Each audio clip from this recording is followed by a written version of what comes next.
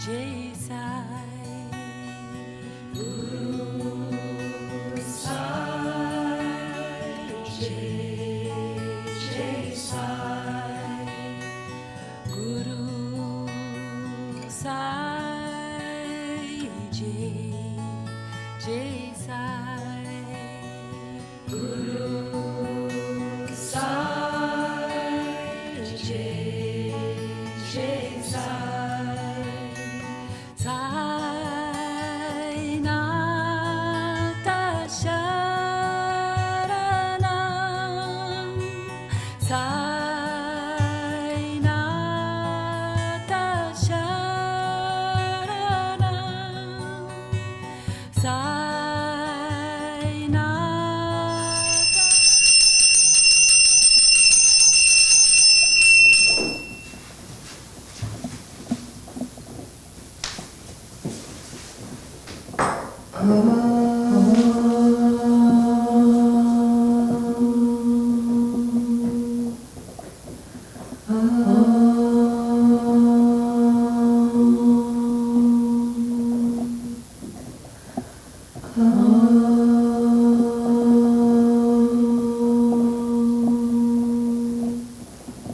Guru Brahma, Guru Vishnu, Gurudeva Maheshwara, Guru Sakshat Parabrahman, Tasmai Sri Gurave Namaha.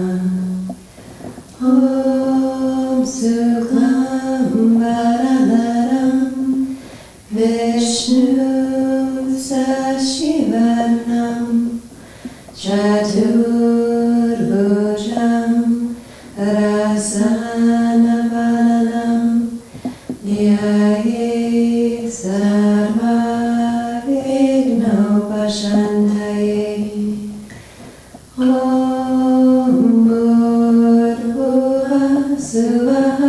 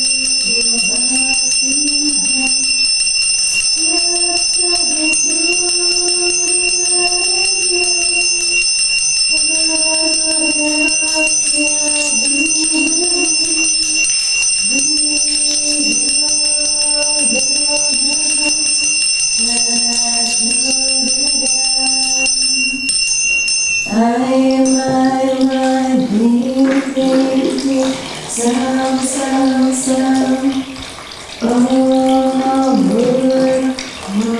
Bhuvasvaha Tatsaviturvarenyam Bhargavasya Dhimahi Dhiyo Yodha Prashodaya. My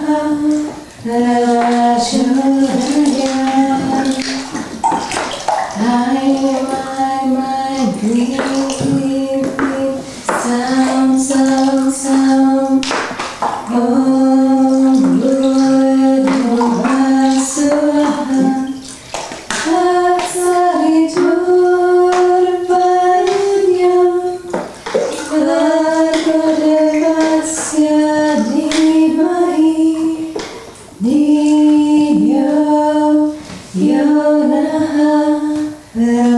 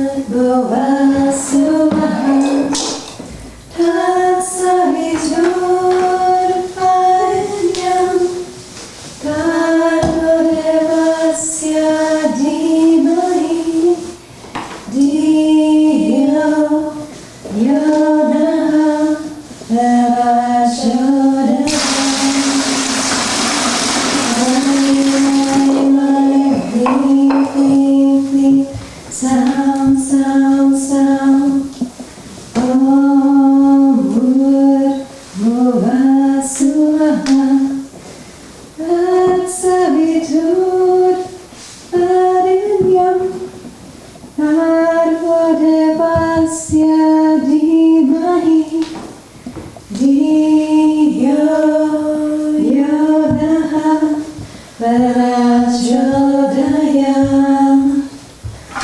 Aim, Klim, Klim, Klim, Sam, Sam, Sam. Om Bhuvah Suvah. Lord Savitur Varenyam. Bhargo Devasya Dhimahi. Dhiyo Yonaha Prachodayam. Aim, Klim, Klim, Klim, Sam, Sam, Sam. Om Bhuvah Suvah. Savitur Varenyam. Bhargo Devasya Dhimahi. Dhiyo Yonaha Prachodayam. Aim, Klim, Klim, Klim, Sam, Sam, Sam. Om Bhuvah Suvah.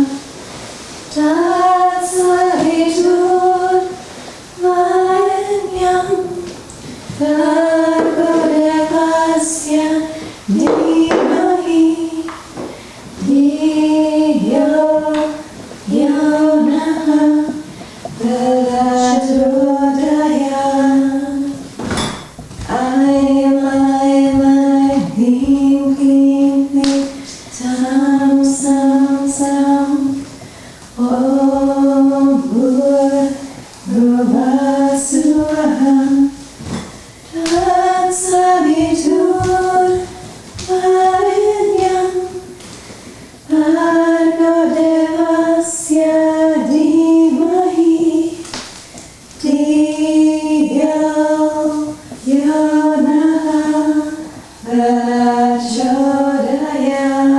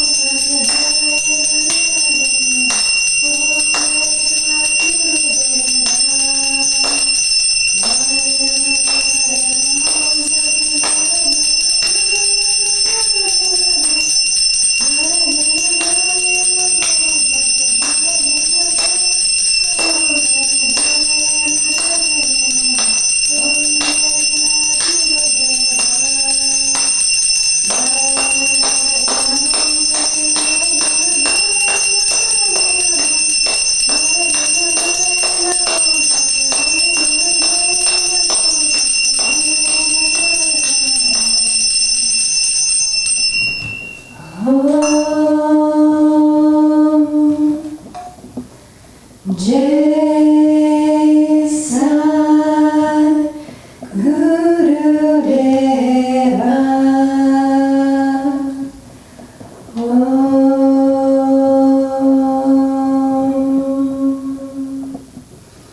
Shanti, Shanti, Shanti. Loka Samastaha Sukhino Bhavantu. Loka Samastaha Sukhino Bhavantu. Loka Samastaha Sukhino Bhavantu.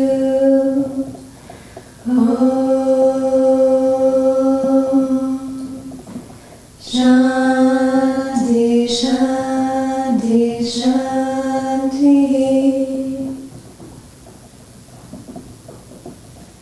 Akhilandakoti Brahmandanayaka Rajadiraja Yogi Raja Ara Brahma Sachitananda Samartha Satguru Bhagavan Shirdi Sai Maharaj Ki Jai. Akhilandakoti Brahmandanayaka Rajadiraja Yogi Raja Ara Brahma Sachitananda Samartha Satguru Bhagavan Yesu Maharaj Ki Jai. Akhilandakoti Brahmandanayaka Rajadiraja Yogi Raja Ara Brahma Sachitananda Samartha Satguru Bhagavan Sri Sai Satcharitra Maharaj Ki Jai.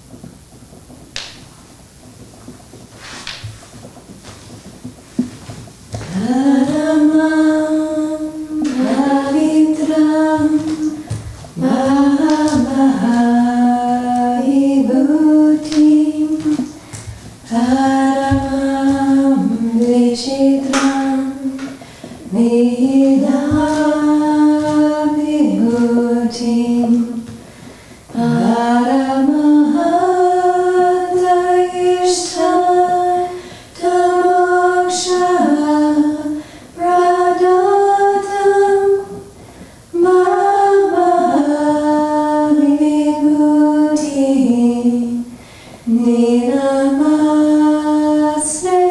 Ninamasrayami Sai Baba Vibhutim Satatam Smarami Shirdi Sai Vibhutim Manasa Smarami.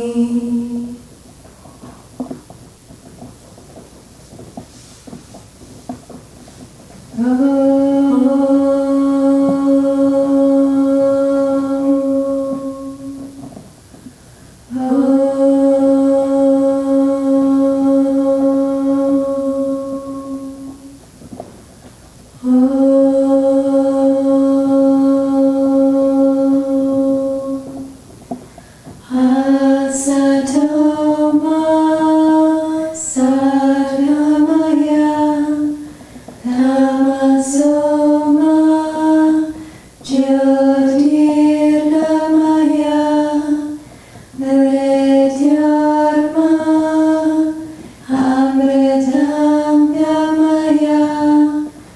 Om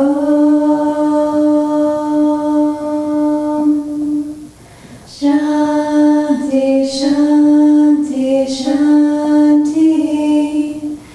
Sahana Bhavatu Sahana Bhunaktu Sahaviryam Karavavahe Tejasvinavahitamastu Ma Vidvishavahe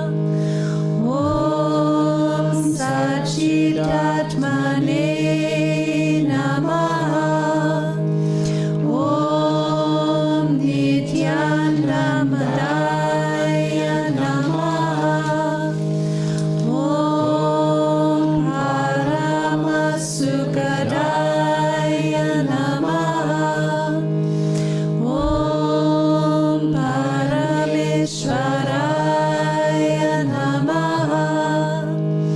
Om Parabrahmane Namaha. Om Paramatmane Namaha. Om Jnana Swarupine Namaha. Om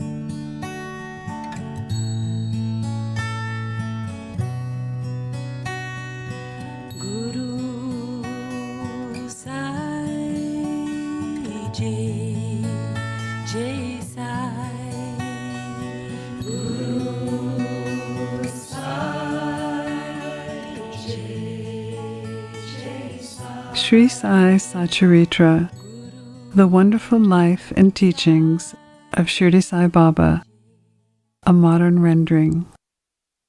Chapter 31. Always Remember God. The last wish or thought that a man has at the hour of death determines his future course. Sri Krishna said in the Gita, "He who remembers me in his last moments comes to me, and he who meditates on other things goes to what he looks for." We cannot be certain that we will be thinking a particular good thought at our last moment. More often than not, we are likely to be frightened and terrified by different causes. This is why constant practice is necessary to enable us to fix our mind on a desired good thought in any moment. All saints recommend that we always remember God and always chant His name, so that we may not be confused when the time of our departure comes. For their part, devotees surrender themselves completely to the saints, fully believing that the all-knowing saints will guide and help them in their last moments. A few such cases are noted here. A sannyasi breathes his last. A sannyasi named Vijayananda started on a pilgrimage to Manasarova. En route, hearing of Baba's fame, he stopped at Shirdi. There he met Somadevaji Swami and inquired about the Manasarova trip. The Swami told him that Manasarova was 500 miles above Gangotri and described the difficulties of the journey.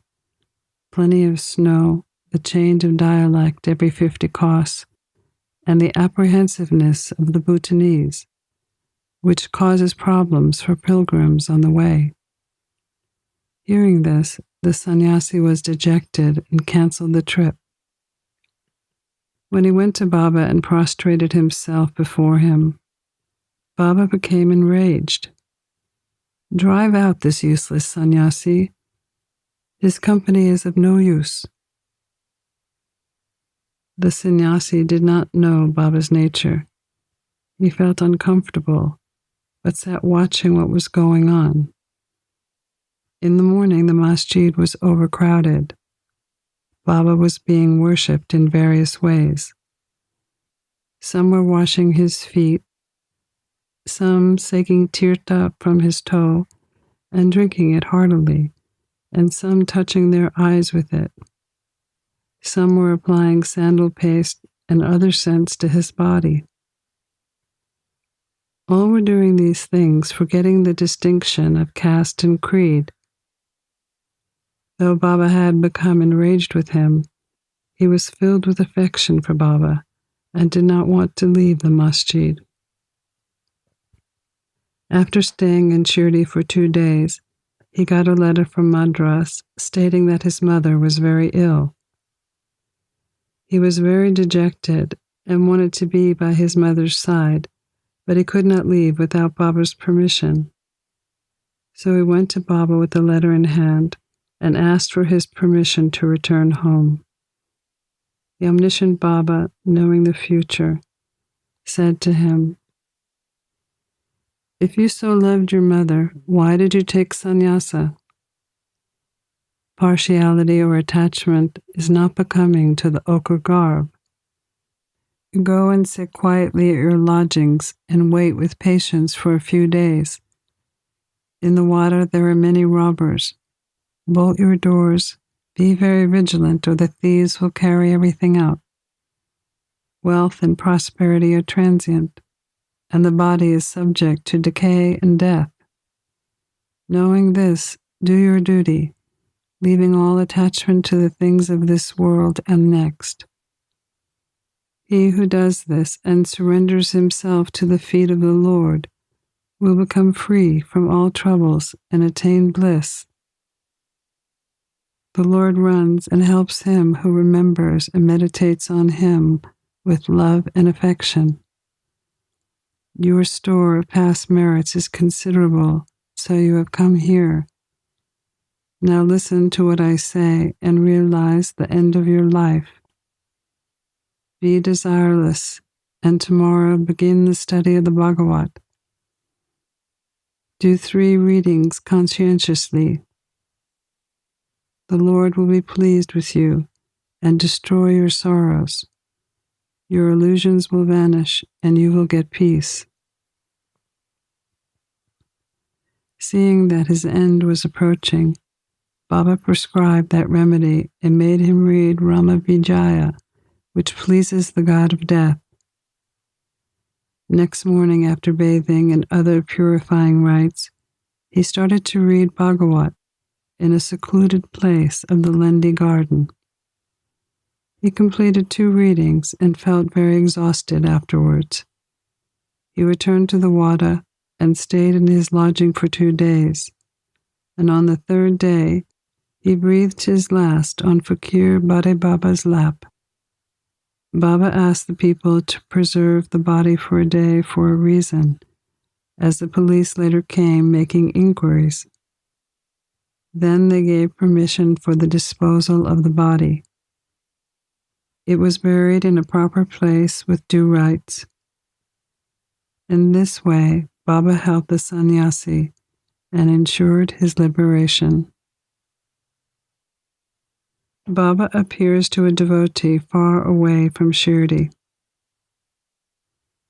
There was a householder devotee of Baba named Balaram Mankar. When his wife passed away, he became dejected. He entrusted his household to his son, left his home, and came to Shirdi and lived with Baba. Baba was pleased with his devotion and wanted to give him a good turn to his life. He did so in the following way. Baba gave him 12 rupees and asked him to go live in Machindragad. At first, Balaram was unwilling to go and be away from Baba. But Baba convinced him that he was giving him the best course for him and asked him to practice meditation 3 times a day on the God. Believing in Baba's words, Balaram came to the God. He was very pleased with the surroundings, the serenity, the pure water and healthy air. He began to practice the meditations tirelessly as Baba recommended. After some days, he had a revelation. Generally, bhaktas get revelation in their samadhi or trance states. But in Balaram's case, he had it when he came down from his trance to his ordinary consciousness. Baba appeared to him in person. Balaram saw Baba and asked Baba why he was sent there. Baba replied, "In Shirdi, many thoughts and ideas began to arise in your mind. I sent you here to rest your unsteady mind. You thought that I was only in Shirdi with the body composed of 5 elements and 3.5 cubits in length. Now you see and can conclude for yourself if the person you see here now is the same person you saw at Shirdi. It is for this reason that I sent you here." Then after the period was over, Balaram left the god and proceeded to his native place, Bandra. He wanted to travel by train to Dadar, but when he went to the booking office to get a ticket, he found it to be very crowded. He could not get his ticket. Soon a villager with a lungi on his waist and a kambali on his shoulder turned up and said, "Where are you going?" "To Dadar," replied Balaram. The villager said, "Please take this ticket of mine. As I have some urgent business here, I have cancelled my trip." Balaram was very glad to receive the ticket and was just taking the money out from his pocket when the rustic disappeared in the crowd. Balaram tried to find him in the crowd, but in vain. He waited for him until the train left the station, but found no trace. This was a second revelation Balaram had in a strange form. Then, after visiting his home, Balaram returned to Shirdi and remained there at Baba's feet, always following his commands and advice. In the end, he was very fortunate to leave this world in Baba's presence and with his blessings. A reluctant man realizes Baba is God incarnate. Madhpant gives no particulars regarding Tatya Sahib Nulkar, except mentioning the fact that he died in Shirdi. A brief summary of this account is given here. Tatya Sahib was a sub-jub in Pandapur in 1909, while Nana Sahib Chandrapur was a revenue collector there. They often met and exchanged conversation. Tatya Sahib did not believe in saints, while Nana Sahib loved them. Nana Sahib often told him about the Leelas of Sai Baba and pressed him to go to Shirdi and see Baba. He finally agreed to go to Shirdi on two conditions: that he must have a Brahmin cook and must get good Nagpur oranges to present to Baba. Both these conditions were providentially fulfilled. A Brahmin came to Nana Sahib for work and was then sent to Tatya Sahib to cook. Then Tatya Sahib received a parcel of fruit from an unknown sender containing 100 beautiful Nagpur oranges. As his conditions were fulfilled, Tatya Sahib had to go to Shirdi. At first, Baba was much enraged with him, but in time, through his experiences, Tatya Sahib was convinced that Baba was God incarnate. He became so enamored with Baba that he stayed there until his death. As his end was approaching, sacred literature was read to him, and at the last hour, Baba's Pada Tirt, the holy water from washing Baba's feet, was given to him for drinking. On hearing of his death, Baba said, "Oh, Tatya Sahib went ahead of us. He won't be reborn." Baba grieves over the death of a devotee. The story of Megha was described in chapter 28. When Megha died, all the villagers followed the funeral procession. Baba accompanied them and showered flowers on Megha's body. After the rituals were performed, tears flowed from Baba's eyes, and he was overcome with grief and sorrow, like an ordinary mortal. After covering the body with flowers and crying like a close relative, Baba returned to the Dwarkamai. Tiger passes at Baba's feet. Many saints have given liberation to men, but Baba's greatness is unique. Even a cruel animal like a tiger came to Baba's feet to be saved. This story will be narrated now. 7 days before Baba passed away, a wonderful incident occurred. A country cart came and stopped in front of the masjid. A tiger was on the cart, fastened with iron chains, with its fierce face turned to the rear. It was suffering from some disease and in pain and agony. Its keepers, 3 dervishes, were taking it from place to place, making money by exhibiting it. It was the means of their subsistence. They tried all sorts of remedies to cure the tiger from the malady it was suffering, but all was in vain. They heard of Baba's fame and came to him with the animal. With the chains in their hands, they got the tiger down from the cart and made it stand at the door. Besides being disease-ridden, it was naturally fierce, so it was restless. People began to look at it with fear and amazement. The dervishes went in and told Baba everything about the animal, and with his consent brought it before him. As the tiger approached the steps, it was taken aback on seeing Baba's radiance and hung its head down. When both finally saw each other, the tiger got up on the step and looked at Baba with affection. Immediately it moved the tuft of its tail and dashed it 3 times against the ground, then fell down senseless. On seeing it dead, the dervishes were at first very dejected and full of sorrow, but on further reflection they came to terms with it. They understood the tiger was diseased and nearing its end, and it was very meritorious for it to meet its death at the feet and in the presence of Baba.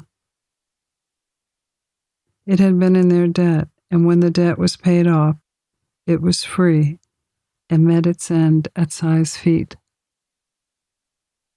When any creatures bow their heads down at a saint's feet and meet death, they are saved. Unless they have a good store of merit in their account, how else would it be possible to attain such a happy end? Pranams to Sri Sai, peace be to all.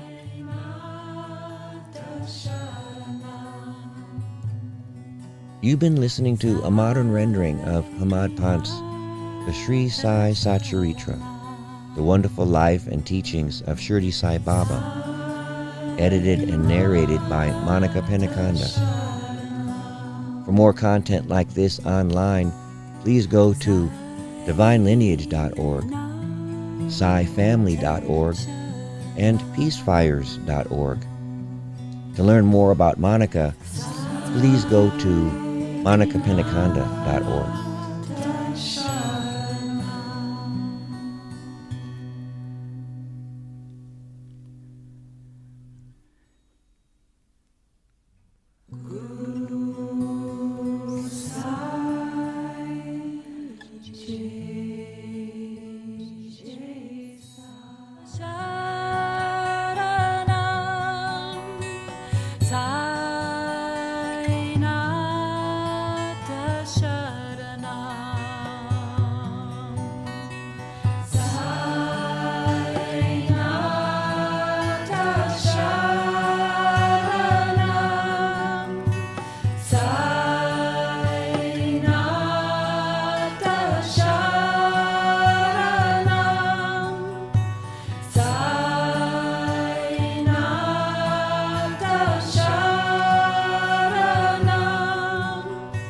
Sai